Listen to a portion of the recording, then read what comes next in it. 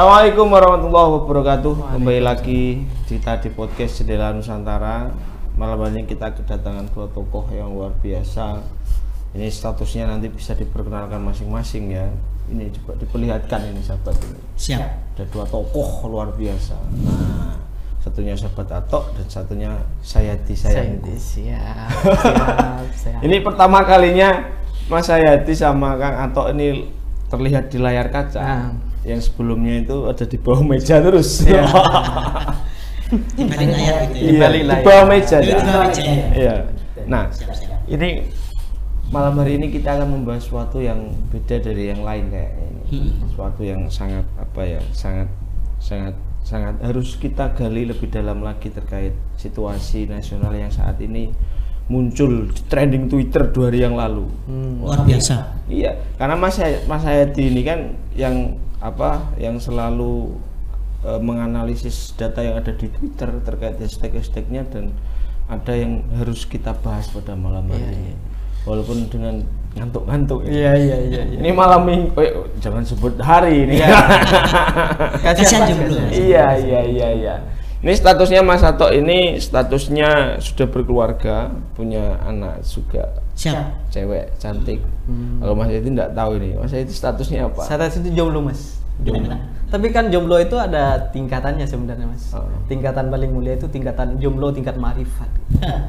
Sayang tanpa diketahui, kangen tanpa dimengerti, setia tanpa siapapun, seperti itu adalah tingkatan jomblo tingkat ma'rifat, Mas. Luar biasa. Pada intinya adalah mencintai dirinya sendiri. Kira-kira begitu, Mas. Kasih aplaus buat jomblo ini. Iyalah. Kasihan ini. Merana kan? Iya ya. Merana. Awak di bojo sama udah punya betul. Nyusul. Karena kemarin sempat ketahuan ada wallpaper cewek di HP-nya. Itu download. Ini Sayati. Jadi kita langsung masuk ke konteks saja, tidak perlu panjang lebar karena sudah lucu kamu itu. Belum ngelawak udah lucu. Kalau Kang Atok ini kan dalam perspektif dunia pers ya. Dunia pers. Kalau Sayati nanti kaitannya dengan apa website dan seterusnya lah, terkait referensinya diambil Sayati sangat banyak sekali. Nah, di trending Twitter 2 hari yang lalu ini saya baca lagi ya. Aturan baru Kominfo dianggap meresahkan, netizen serukan tagar blokir Kominfo. Iya. Ini kan kita perlu tahu dulu latar belakang kenapa. Mungkin dari analisis Mas Atok atau Kang Sayati terkait dengan apa sih sebenarnya tujuan dari Kominfo itu harus kita ada aturan PSE itu kan, pendaftaran apa singkatannya? Penyelenggaraan sistem elektronik. Oke, penyelenggaraan sistem elektronik. Artinya kenapa kok harus itu diberlakukan? Sebenarnya tujuannya itu apa? Itu sebenarnya kalau kita lihat dari apa konferensi pers yang sudah terjadi gitu kemarin itu, sebenarnya pada intinya itu adalah mengamankan data kita gitu. Data kita mau diamankan. Data kita itu diamankan gitu. Biar data kita itu bertransaksi secara online itu aman gitu, secara aman dan terdaftar di Kominfo apa aja.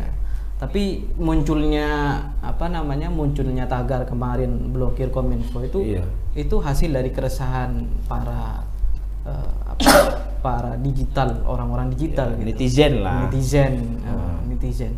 Nah, yang memberatkan itu kita coba lihat setiap hari, misal kita lihat itu pasti kita menggunakan digital semua, Mas. Iya.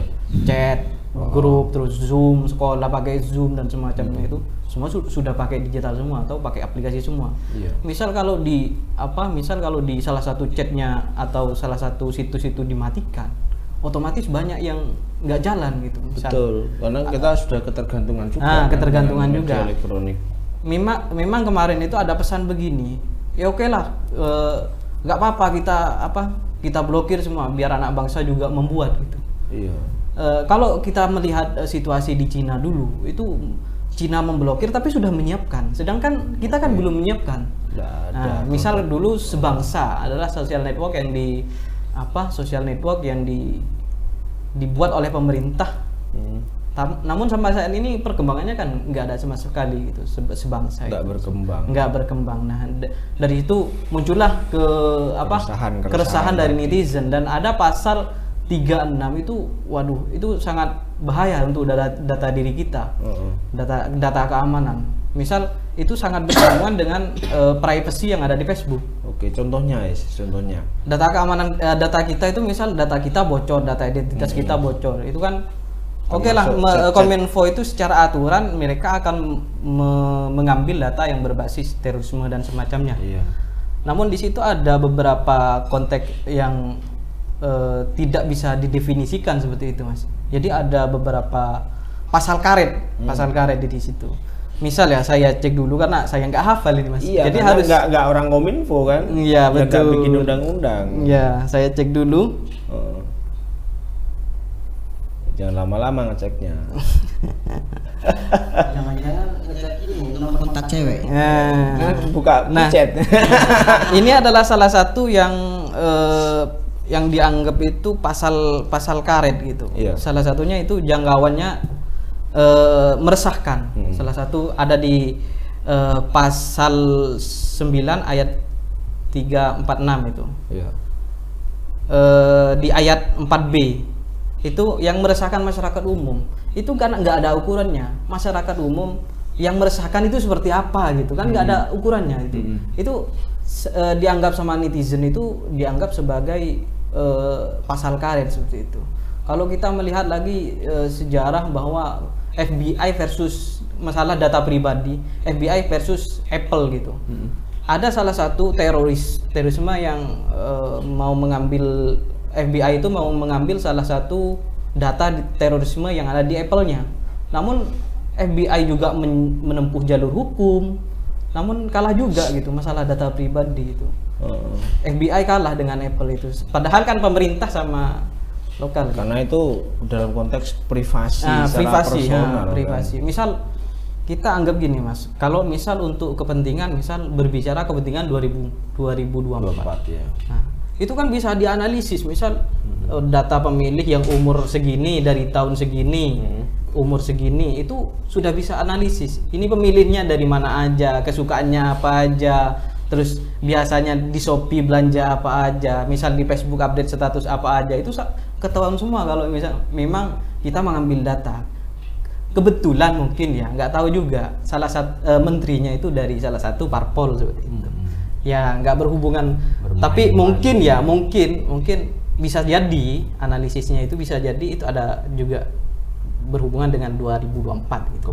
Kemungkinan juga. Kita kan cuman bisa husnudon.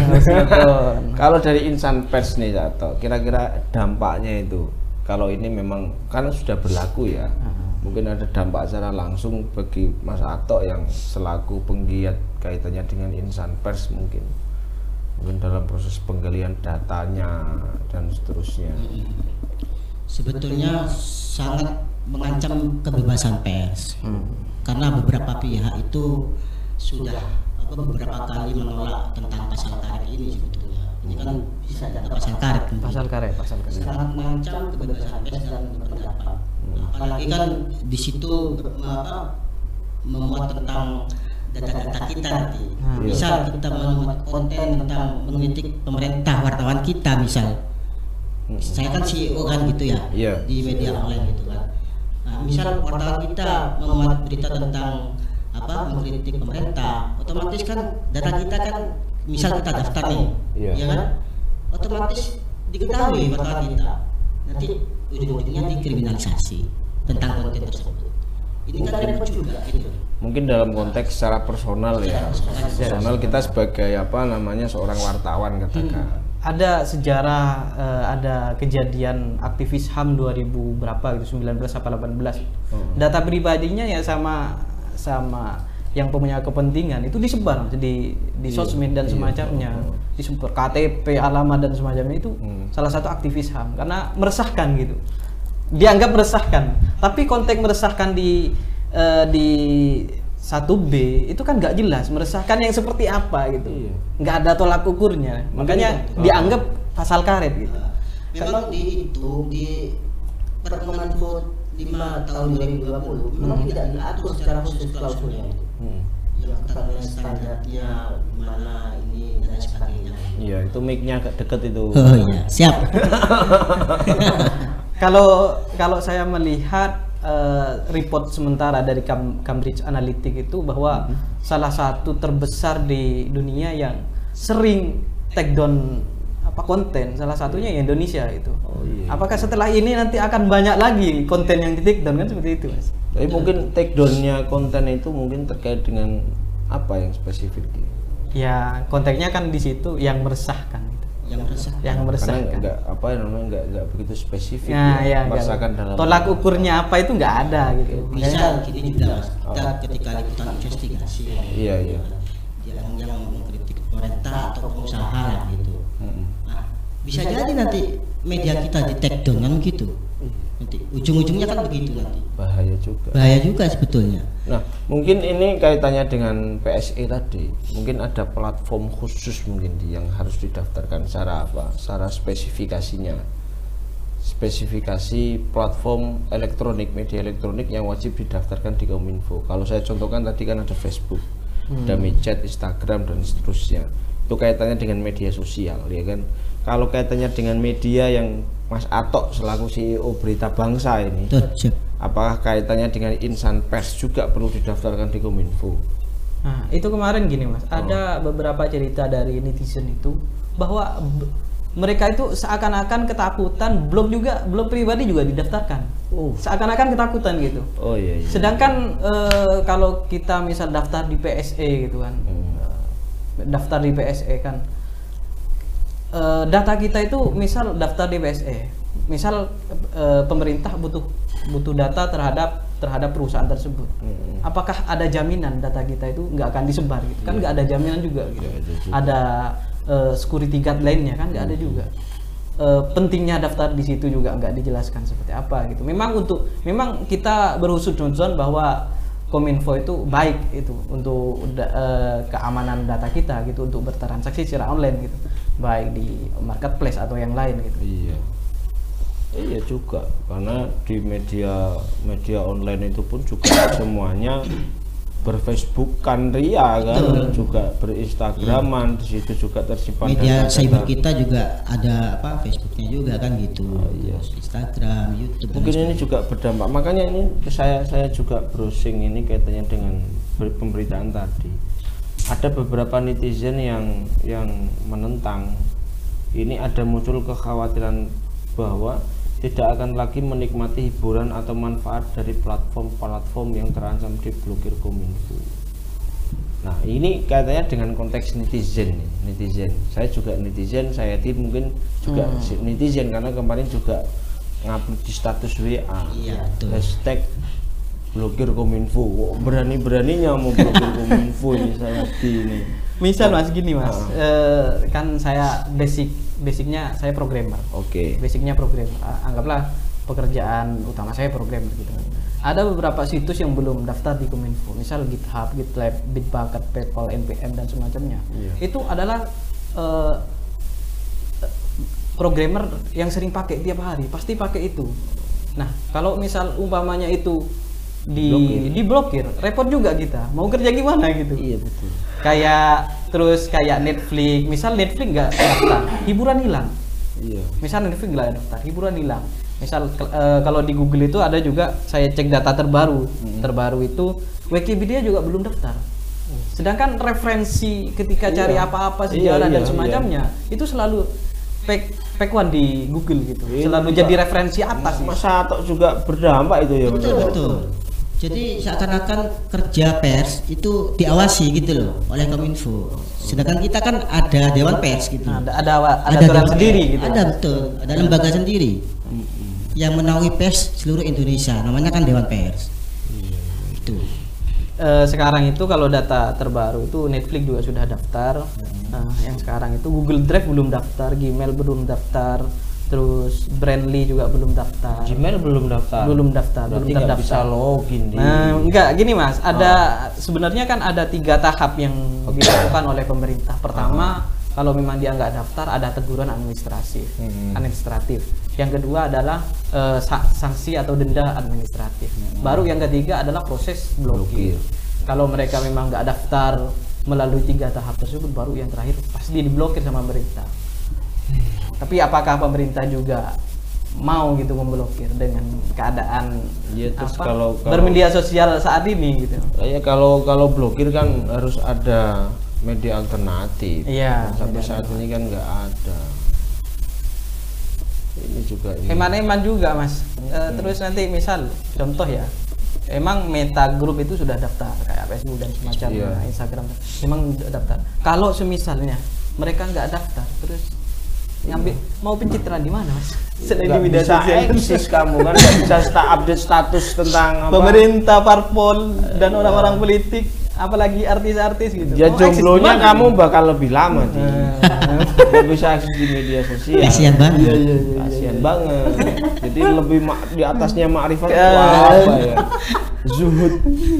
Kalau dia kalau Mas Sato udah di atasnya Marifat, maksiat. Iya. Oke. Ini dengan tagar blog Kominfo, ada Hacktivist of Garuda memberikan komentar. Salah satu situs Kominfo berhasil kami retas siarkan hal ini kepada orang. Artinya sekarang sudah seolah-olah itu Kominfo sudah menjadi common enemy netizen. Ya kan? Sebenarnya tujuan sebenarnya apa sih Di? Maksudnya itu piye sih? Aku juga bingung gitu loh. Netizen itu mas yang membuat tagar itu kemarin itu berharap itu produk-produk luar yang udah gede-gede di sini itu berharap tidak mendaftar. Berharap tidak, kayak Twitter kejadian Twitter di India itu kan sempat membuat aturan seperti itu. Iya. Yang dipakai sampai sekarang aturan seperti itu sama Twitter itu digugat balik di India itu. Akhirnya Twitter menang ya, ada lagi gitu Twitter menang waktu sejarah di India. Tapi netizen itu berharapnya seperti itu, pas hari H mau masa-masa injury time gitu, ternyata semua mayoritas mendaftar gitu. Meta, Google Cloud gitu. Google Cloud itu biasanya dipakai oleh developer untuk server-server gitu.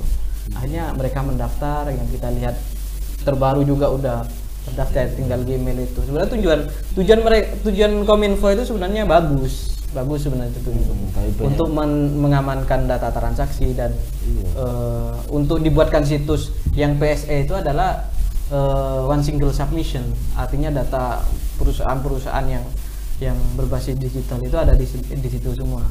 Tapi kita melihat sekarang itu kan masuki era digital mas. Iya.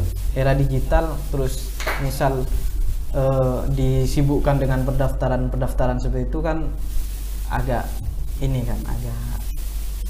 lama gitu. Nah, banyak ya. Sebetulnya juga banyak pihak yang menolak untuk membatalkan peraturan Kominfo ini. Tapi Kominfo sepertinya bergeming saja kan begitu. Kekeh ya. Nggak tahu ada hidden agenda apa. Mungkin di 2024 mas kan begitu. Ya wallahu a'lam lah gitu. Iya. Ya, tapi memang saya apresiasi tujuan Kominfo itu baik, tapi butuh diperjelas juga atau bahkan direvisi pasal-pasal karet yang tidak jelas. Misal tolak ukurnya meresahkan itu Yang seperti revisi apa. DPR di. Iya.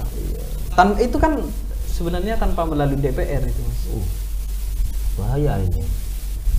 Atau DPR membuat undang-undang tanpa diketahui masyarakat begitu. Tiba-tiba sah gitu Tiba-tiba sah kan gitu. Ada apa kan gitu? Bahaya ini. Ini yang edaran yang kamu kirim ke saya ini dia. Satu, bukan cuma medsos yang kena, bisa juga game online, situs belajar, Semuanya mas, banyak. ya, entah itu Yang milik digital. perorangan, badan usaha atau masyarakat. Singkatnya, Kominfo ini berlaku untuk semua platform digital. Iya, semua platform digital harus daftar.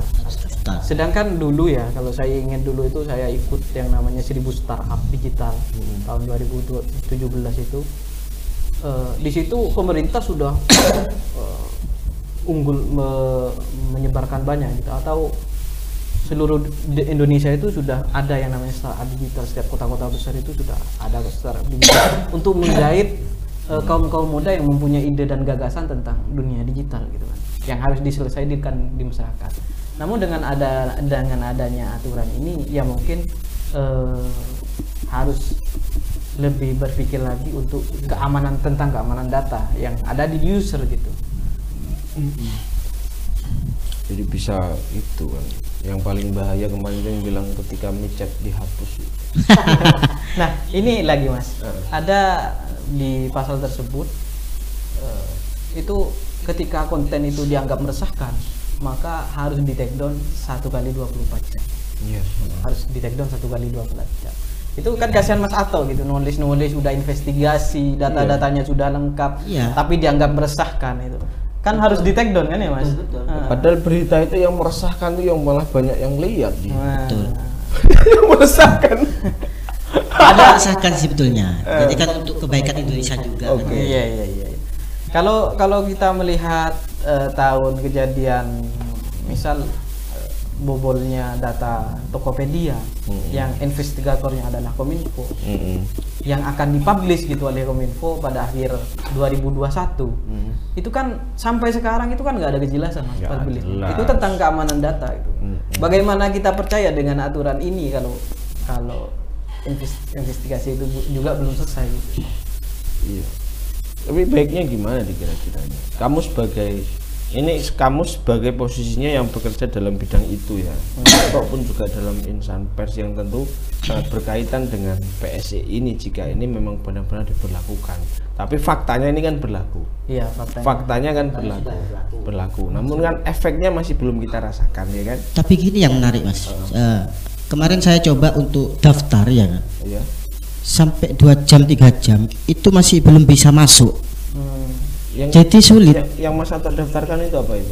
Website kita, platform dia, media online kita. Yang mau masuk login itu sulit banget. Atau mungkin karena antrian dan lain sebagainya mungkin. Pengalaman pribadi berarti. Iya betul. Mungkin di sini di satu sisi tidak siapnya pemerintah, mungkin websitenya lemot dan lain sebagainya. Sedangkan kita di satu sisi dipaksa untuk segera mendaftarkan begitu. Sedangkan digital itu kan cepat, efisien, tidak membuang-buang waktu, dan semuanya itu. Masa kamu cari referensi berangkat ke Amerika dengan biaya luar biasa sih? Iya kan? Iya. Kalau digital itu kan, kalau bahasanya anak sekarang satset. Satset buat. Itu kalau kata itu Pak Ketua Kominfo Jatim itu. Iya. Pak Diono. Iya. Satset buat. Itu nanti mungkin ini Mas bisa diundang ke sini mungkin. Iya. Bisa untuk minta klarifikasi seperti apa. Minta bisa sosialisasi. Bisa sosialisasi seperti apa. Sedangkan kita ini yang apa maksudnya, yang seperti saya ini yang masyarakat awam, kaum mustadafin gitu kan. Ya ini memang minim gitu tentang ya juga sosialisasi kan, saya anggap sosialisasi terhadap terhadap masyarakat itu kurang, saya rasa Mas. Apakah Mas Ato juga dapat sosialisasi tersebut? Tidak dapat. Nah, itu ini tiba-tiba. Kesannya kan tiba-tiba. Meskipun dalam undang-undang itu kan tahun 2020. Tapi minim sosialisasi selama ini kan gitu. Kayak gitu. Kayak tadi mau daftar apa, terus yang diisi itu harus apa. Terus persediaan dokumen itu apa aja. Enggak ada juknisnya. Nah, masih belum tahu lah kita mungkin. Ya, sebatas login aja Mas, lemot. Sebatas login aja lemot. 2 jam sampai 3 jam kemarin. Websitenya apa Kak? pse.kominfo.go.id. Coba ya buka ya. Coba dibuka. Saya daftar kemarin 3 jam itu nggak bisa masuk login. Entah kalau sekarang. Itu kemarin saya sore itu. pse.go.id.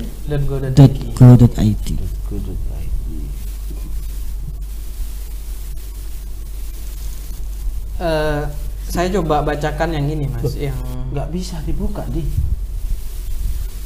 Coba sini. PSE Kominfo, ada Kominfonya ya. PSE.kominfo. Oh iya, Kominfo.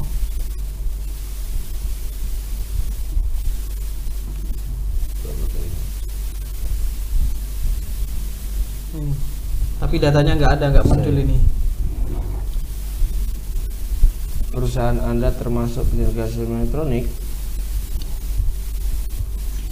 daftar ke 1 dari total daftar ke domestik. Nggak ada itu listnya Mas.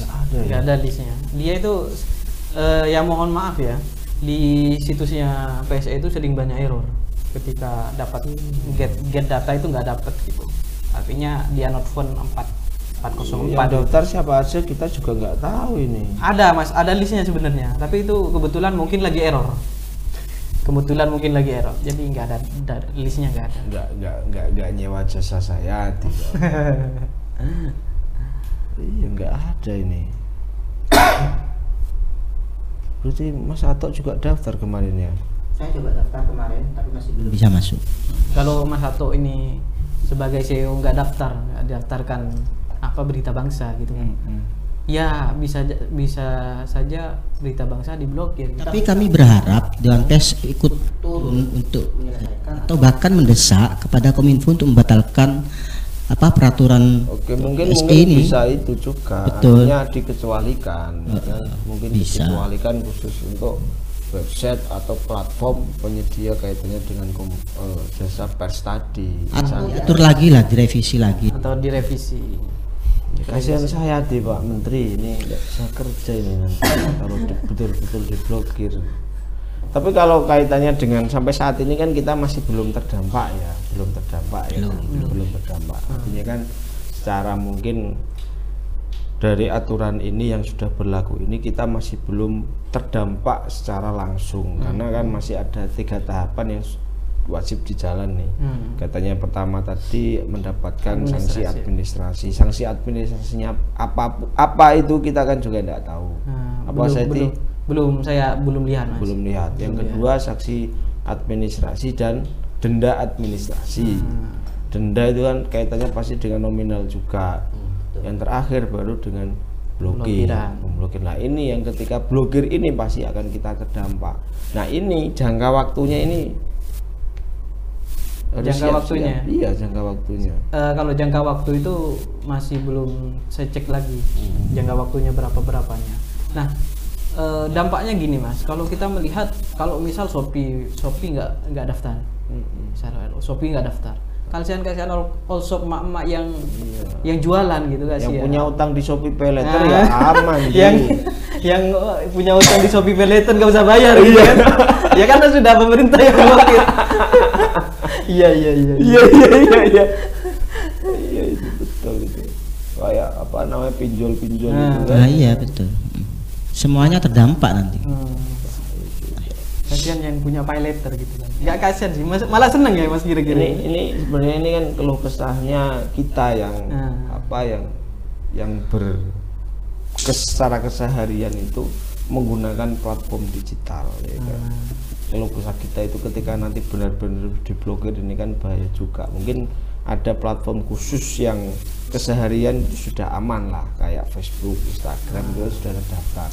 Namun dengan platform-platform yang lain itu yang kaitannya dengan Sayadi ini yang bahaya juga, nggak bisa kerja. Apalagi di bidang kita ini Mas, kan kita harus kerja media sosial, kerja betul. Online gitu. Harus investigasi media sosial, Twitter dan semacamnya. Apa yang lagi populer gitu kan. Karena kita juga butuh analisis gitu. Kalau sampai misal situs-situs itu kena blokir gitu kan. Kita kesulitan untuk menganalisis data yang misal kita pakai platform ini. Ya mungkin ya bisa juga kita buat tapi ya butuh jangka waktu gitu. Iya, drone emprit itu juga pasti daftar kan? Iya. SNA yang SNA itu Social Network Analysis. Ini repot juga ini. Serba dilematis. Iya, kita kok mengeluh terus di. Iya. Ya artinya ini menjadi sebuah catatan lah untuk semuanya ya. Khususnya untuk netizen ya teruslah berjuang untuk memblokir Kominfo. Itu kan perjuangan dia. Ya mungkin Kominfo juga bisa melihat terhadap netizen dan kita keluh kesahnya gitu kan. Keluh kesahnya kita itu seperti apa nih. Kominfo juga harus bisa melihat gitu. Sedangkan kita kerja digital itu sudah setiap hari gitu. Kasihan Mas Ato juga. Nanti bisa tutup kantor Mas Ato. Iya betul. Bisa semuanya. Bisa beli susu sama Pampers. Ya. Konten kreator itu kan semuanya berbasis digital. Kalau nggak ada digital kita nggak jadi komunikasi. Ya kami mohon ampun Kominfo ya, kami mohon ampun. Ini sebagai keluh kesah kita sebagai konten kreator. Ini curhatnya Dek Sayati. Dan Mas Anto, Mas Anto. Iya, sama Mas Ato yang jomblonya Sayati ini sudah marifat. Marifat. Terus Mas Ato ini sudah di atasnya marifat. Masih ya. Terus apa lagi yang perlu kamu sampaikan? Ini mumpung kita ditonton ribuan orang nanti ini. Mungkin ini apa PSE itu kita anggap bagus PSE. Oke, bagus. Bagus. Kita husnudon ya. Husnudon bagus. Terhadap tujuan-tujuan yang dilontarkan oleh konferensi pers kemarin. Tapi ada beberapa yang harus direvisi. Ini mungkin mumpung kita ditonton oleh ribuan orang ini ya. Oke, mungkin Kominfo juga bakal nonton podcast kita karena saya searching itu katanya pembahasan tentang PSE itu cuman di media bukan kaitannya podcast, cuman cuplikan tok. Nah, ini mungkin mumpung kita ditonton oleh ribuan orang nanti, apa yang Mas Sayati ingin sampaikan? Ya kalau saya sampaikan itu ya mungkin dari seluruh netizen, ada beberapa netizen itu sebenarnya tujuan pemerintah itu bagus Mas. Sebenarnya tujuan pemerintah itu bagus, tujuan Kominfo itu tuh bagus. Tapi ada beberapa pasal yang memang harus revisi. Ada revisi misal pasal 36 gitu kan. Tolak ukur meresahkan itu seperti apa, itu kan nggak jelas, itu mungkin bisa direvisi. Oke, tujuan pemerintah itu biar kita transaksi aman di platform digital gitu, biar aman. Tapi kita juga butuh kejelasan gitu, tolak ukur meresahkan itu seperti apa gimana. Itu juga butuh kejelasan gitu, bukan cuma kejombloan saya yang butuh kejelasan. PSE juga butuh kejelasan gitu. Yang di pasal 36. Iya. Harus jelas lah kaitannya dengan pasal-pasal yang menurut saya di pasal karet. Pasal karet. Halo Mas Ato, gimana? Kalau saya berharap gini saja, konkret lah sebetulnya. Jadi kami berharap selaku CEO media online Beritabangsa.com berharap pada Kominfo Dewan Pers untuk turun tangan, gitu ya, untuk turun tangan menjembatani suara-suara kita gitu loh. Minimal ya untuk direvisi tentang pasal-pasal karet itu gitu. Karena kalau ini tidak direvisi maka berbahaya untuk kebebasan pers di Indonesia. Sama lah ya harapannya kayak saya betul. tadi. Jadi yang menjadi fokus utama mungkin di pasal karetnya tadi. Pasal karetnya. Mungkin kalau yang memang nggak perlu atau tolak ukur meresahkan semacam itu untuk kejelasan. Harus lebih spesifik. Nah, kaitannya lebih meresahkan ini dalam konteks apa? Aturan di situ aturan di situ itu kayak terorisme gitu kan yang disebutkan. Tapi kan juga kita nggak tahu. Nggak ada secara normatifnya, nggak ada kan? Kita nggak tahu nanti dipakai untuk apa. Gitu kan. Nggak ada normatifnya di sini, nggak ada. Tiba-tiba minta data. Artinya juga begini, Kominfo harus aktif untuk sosialisasi pada insan pers gitu. Kasihan media-media online juga Mas, karena iyalah, banyak media online yang setiap hari kita baca. Iya, ya kalau kejam-kejamnya ya kita nanti bersama lah. Iya. #blogger Kominfo. Tujuan Kominfo sudah baik menurut saya. Iya. Sudah seperti biar lebih satset buat pendaftaran juga 2 hari 3 hari nggak selesai, nggak bisa gitu kan. Kita nggak bisa jadi, lihat kalau digital itu kan ada support gitu. Oke sahabat, jadi ini kita malam hari ini itu memang mendengarkan keluh kesahnya dari sahabat-sahabat, khususnya sahabat yang secara keseharian bersinggungan dengan platform digital ya kan, dan ternyata keluh kesahnya ini sudah menjadi representasi dari golongan-golongannya Sayati, golongan Jambul Ma'rifat tadi sama golongan maksiat. Nah, artinya ini sudah menjadi representasi dari mungkin kalangan orang yang seperti Sayati dan orang yang seperti Kang Ato. Dan ini untuk menyikapi ini perlu juga mungkin kita diskusi dengan Kominfo ya. Perlu diskusi. Biar kita juga biar juga kita tahu tujuan yang sebenarnya ini apa. Terus ya oke lah kita tahu beberapa, tapi kan juga sosialisasi belum. Nah, Belum. Jadi betul kan? memang tidak biar tidak timbul suudzon dari kita kan gitu ya. Iya. Tapi aku sampai saat ini masih husnudon. Masih betul. Iyalah, kan belum terblokir sih. Sama-sama. Sama-sama. Di Indonesia Belum itu- terdampak ya. Iya. Belum terdampak. Di Indonesia itu kan sebenarnya gampang. Mas. Ada beberapa anggapan sama netizen kemarin itu, ya udah kalau diblokir pakai VPN aja gitu kan. Iya. Biasanya gitu kan. Tapi kalau di Cina itu, Ini kok gak di zoom ini wajahnya Sayati ini.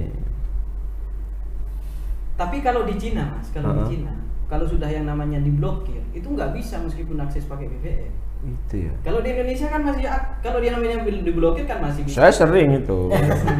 Buat referensi. Nah, konotasi gini Mas, konotasi VPN kan biasanya jelek, negatif. Sedangkan kalau di programmer itu sudah biasa pakai VPN Iya. untuk akses keamanan data, untuk infrastruktur teknologi itu biasanya pakai VPN. Iya. Hal yang wajar, tapi kalau bagi saya itu strategi untuk Bahan referensi juga. iya. Itu omongan-omongan taraf dewasa. Iya, di atas makrifat tadi ya. Iya. Maksiat. Ya, itu mungkin untuk kesempatan lain waktu kita bisa mengundang dari mendengarkan Kominfo sambil kita juga nyari tahu proses perkembangan Kominfo sampai saat ini itu bagaimana. Itu ya sahabat. Ini nanti kita jumpa lagi di podcast selanjutnya bersama kita semua. Karena adik Sayati itu tiap podcast pasti hadir, tapi ada di bawah meja. Kalau Mas Atok di belakang sambil makan martabak.